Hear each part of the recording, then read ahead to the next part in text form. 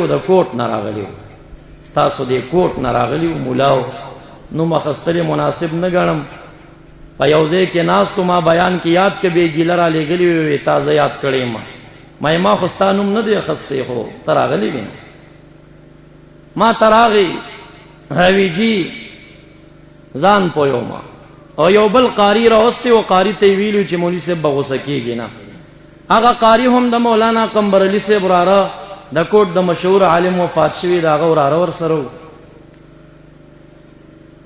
ما ورته وویل چې یو به زموږ د امامانو ګستاخي نه کوي بل به د اولیاو سپکه نه وایي نه غوسه کېږم وی نه جي زه ځان پویوم مې ښه وی تاسو د تقلید ته څه شی وایي د امام صاحب مذهب منلو ته څه شی وایي دین کې دا فرض دی دا واجب دی دا سنت دی دا مستحب ما مونږ دې ته واجب وایو فرض نه دی منکر کافر نه دی واجب ورته وایو چې د امامانو او د فقهاو اطاعت واجب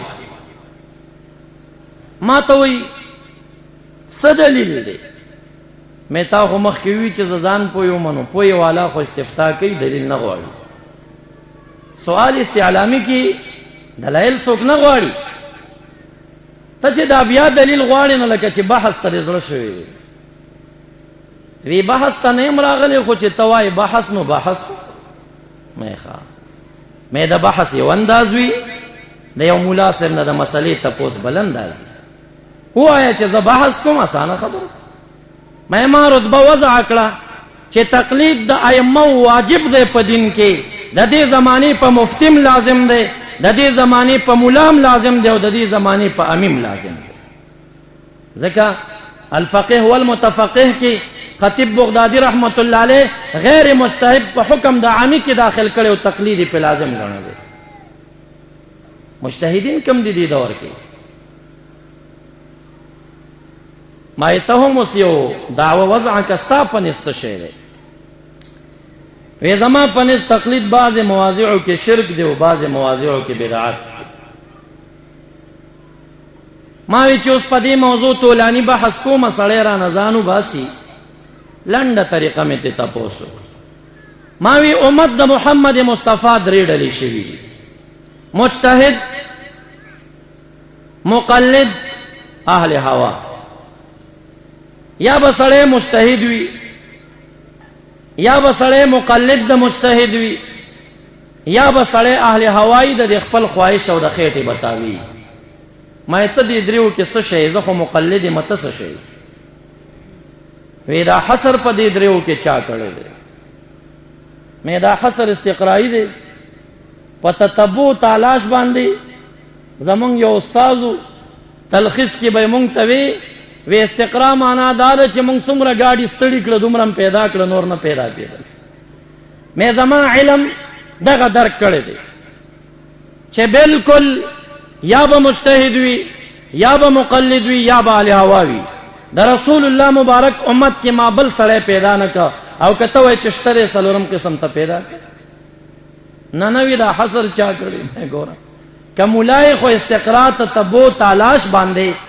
دا پیدا شوی دی حصر پدې کې استقرایی دی د دین اخوا ته بل نشتا وی څلورم قسم شته کنه مې سړي وی غیر مقلد مې غیر مقلد دوا قسمه دی مجتهد اهل هوا اهل هوا هم غیر مقلد وی مجتهد هم غیر مقلد وی نو ما خو ته مخ کې ویل چې یا مجتهد شه یا اهل هوا شه یا مقلد شه کم یوي وی څه کفر خو نه دی کنه زه مجتهد د کوټ مولا مجتهد شه اول په شرمېده اول د شرم نه ویلم نشو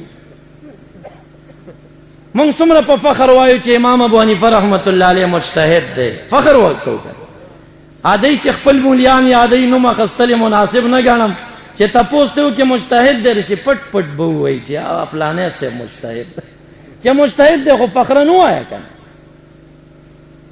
ویسه خبره ده بس مجتهد زبا مجتهد شم کنه دعوه د اجتهاد خو ویسه کفر نه دی ما ورته ویل الحمدلله والشکر لله چې خدای تعالی دنیا کې ما ته ژوندې مجتهد په لاس راکړ زه به ډېر غټ لیونی یم چې مړو پسې ځم ته خو ما ته ژوندی امام په لاس راغلی، اوس به ستا لکۍ راټینګومه باندې. خو البته تحقیق به کوم چې مجتهد یې کاسې کو جاهل یې. زه به یو څو تپوسونه اوس کومه. زما مقصد دا و چې دې د تپوس کندې ته وغورځوم که نه، د مباحثې خپل یو طریقه. مقصد مې دا و چې دې د مباحثې کندې ته وغورځوم، دلایل دې وغواړم. ما زه به یو څو تپوسونه کوم، زه به وګورم چې ته مجتهد یې، بس زه به امام صاحب پرېږدم، ستا به مقلد شي. وی کوه نه په مانځه کې تکبیر تحریمه ته څه شی وایي؟ فرض دی که واجب دی که سنت دی که مستحب؟ وی دا فرض دی. ګاونډیان مې پې ګوا کړه، هلکان ناستو مې تاسو واورېده چې فرض یې ورته وی یا مې دلیل راته راکوه، زما د امام صاحب اصول به نه راخلي. ځکه ته خو ځان ته مجتهدي خپل اصول پیدا که، خپل استنباط کوه. قرآن او سنت کې وښایه چې اول تکبیر فرض. وی وربک فکبر، د رب تکبیر بیانوه. مې ته خو مناسبې دا صورت چې نازل دی، یا ایها المدثر قم فانذر وربک فکبر وثیابک فطهر، لګې مطالعه که دا د اسمان نه دویم مرتبت کې نازل صورت دی. اقرأ اول صورت، یا ایها المدثر دویم صورت، او بیا ورپسې یا ایها المزمل دریم صورت نازل شو. نو دا د اسمان نه دویمه مرتبه کې نازل شوی صورت دی. او مونږ چې فرشه د معراج په شپه فرشه، او راجح روایت د اهل سیرو دا دی چې د معراج واقعه په 12 کال د هجرت د بعثت باندې شوې ده. د دې صورت د نزول نه ډېر کلونه وروسته مونږ فرض شوی دی. مې دا ته چې کومه خبره کوي امام بخاري ذکر کوي چې وثیابک فطهر فرضیت دی نه مه ثابتوئ، ځکه چې دا صورت مکی دی، په دې وخت کې لا مونځ فرض نه و، پاتې لا د جامو پاکوالی. مې دې وخت کې خو مونځ فرض نه و، نو تکبیر تحریمه څنګه فرض شو؟ سړی نه یو دوه خطا شو. د مجلس کسانو پسې وخندل. مې خاندی ما مجتهد دی، نسیان پې غالبه شو، کیدی شي ور یاد شي. نسیان خو انسان نه غالبه کیږي که نه. خیر دی، مې سوچ ورکې وکړه دې خبره کې. دا تا چې کوم دلیل وي دا مکی صورت دی، بیا په مکی کې اوایلو کې نازل دی، دا څنګه د تکبیر تحریمه د فرضیت دلیل دی؟ ما زه تسلیم کوم، دا ډېر وروستو نازل دی. تکبیر تحریمه فرضیت ته استدلال کې تا پیش کړ، خو تا ورته فرض ویلی دي، نو خدای تعالی خو فرض نه دی ویلی. د رب لویي بیانوه خو بیانوه که نه؟ دی ویلی چې په مانځه کې بیان کا وربک فکبر فی الصلاة ام خارج الصلاة، مانځه کې که بهر. مې دا قید د فی الصلاة چا لګولی؟ جیوی دا علما مفسرین لګی که نه؟ مې د علماو خبر چې دی ومنله، تقلید لازمیږي، بیا شرک لازمیږي، دا کار به نه کوي، قید به نه لګي. دا خو فقهاو لګولی دي. ښه مې چې دلته لږ راټینګ که، بیا مې زه دا ما ومنله چې وربک فکبر فی الصلاة. تا ورته فرض ویلي، د فرضو دلیل راکا. نجیوی امر تقاضا د وجوب کوي که نه؟ مې دا چې امر تقاضا د وجوب کوي، قرآن او سنت کې دا وښایه. کم آیت کې راغلی چې امر د وجوب د پاره، کم حدیث کې راغلی چې امر د وجوب د پاره وښایم. بیا هلته ونښه نجیوی دا علما داسې وایي. مې بیا تقلید راغی، شرک دی که نه؟ ما تا خو فیصله دا کړې چې شرک نه ځان ساتو. مې زه بیا مې هم داسې ومنله چې ربک فکبر آخر ما نزل کذا، ستا په فتوا. فی الصلاة قیدم فقهاو لګولې، دا مو منه.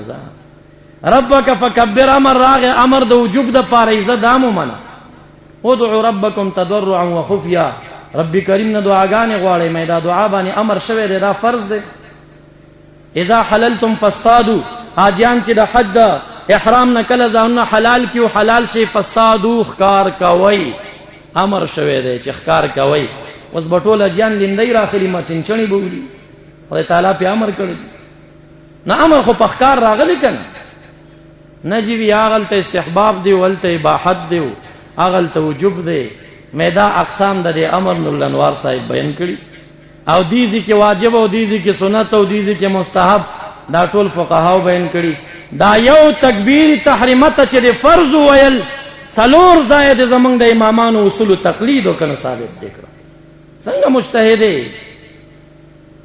اچھا ویلی وی چې روټۍ زما خوري او کړک کړک دی عزیز خان کا رخیږي کنه. اصول زما راخلی او پراټې په خپل پخې مسلې خپل ثابت دي.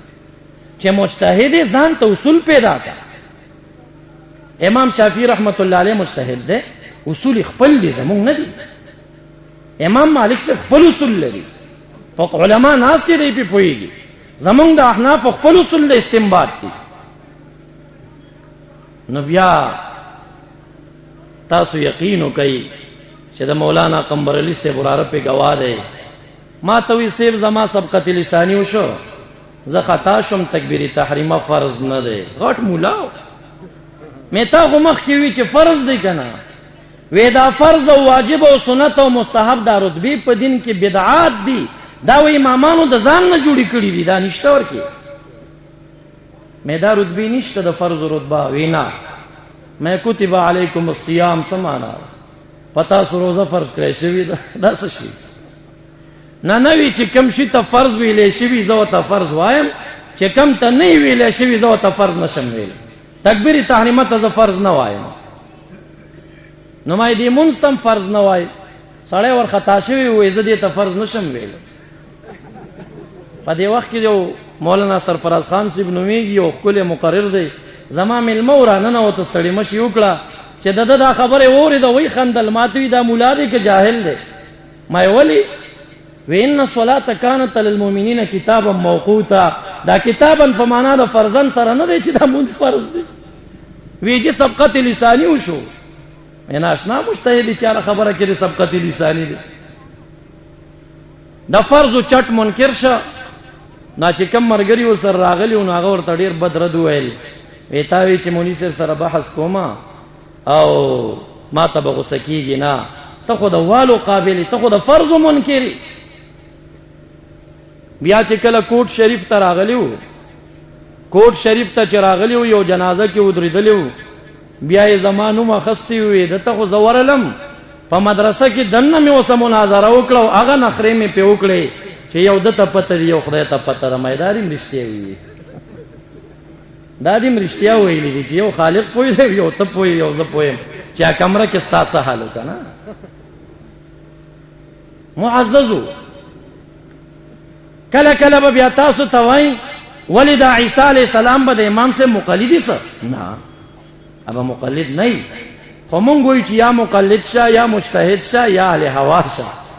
هغه مجتهد دی، ته مجتهد را میدان ته چې مونږ تاسو درنه وکړو چې ستا اجتهاد ثابت شو خو مونږ منو کړه. ته خو مجتهد نه، یا اهل هوا د خېټې تابع. اهل هوا ډیر خطرناک خلک دي. افرأيت من اتخذ الهه هوا واضله الله على علم. فی جن هغه انسان چې خپل مطاع او معبود هوا ګرځولې ده، خپل خېټې تابع دي. واضله الله على علم دو معنی لري، گمراه کړي دلته باری تعالی على علم موافق دا هغه علم چې فیصله په ازل کې شوی ده، او یا على علم مع علم هغه سړی چې د خېټې تابع دی، د هوا تابع دی، او هغه سره د علم گمراه شوی دی، هغه سړی وپېژنه چې علم لري او گمراه دی. معززو مونږ نه دی اله د تکفیر دا زبان باندې نه راولي، مونږ اوس هم دوی ته فرق الاسلامیه وایو. خوارج ورته وایو، زمونږ فقها ورته ویلي دي. اهل زیغ ورته وایو، زمونږ فقها ورته ویلي دي. اهل ضلال ورته وایو، زمونږ فقها ویلي دي. خو متکلمین محققین دا فیصله کوي چې د دې دواوی ډلو متعلق چې چا د تکفیر اعلان کړی دی دا به غصه وي، حقیقت بنن مراد دا اثر وی. ګورئ عبدالله بن مسعود رضی اللہ عنہ فرمائی العلم دین فانظروا عمن تاخذون دینکم. دا علم دین دی، لکه سوچو کوي چې علم د چا نه زده کوئ. بعض خلک وایي زه خو ترجمه یادومه که عابدي او که پنج پیری دی، ته په ترجمه باندې څه پوهېږئ. په یو یو ټکي کې به ضمیر بل ځای راجع کی او دا ښایسته عقیده به درته لوټ کې غلا به کي درنه. ګورې ته صحیح و سقیم څه پېژنې، ته صحیح و غلطه ترجمه څه پېژنې چې هغه تا ته څه لګیا دی.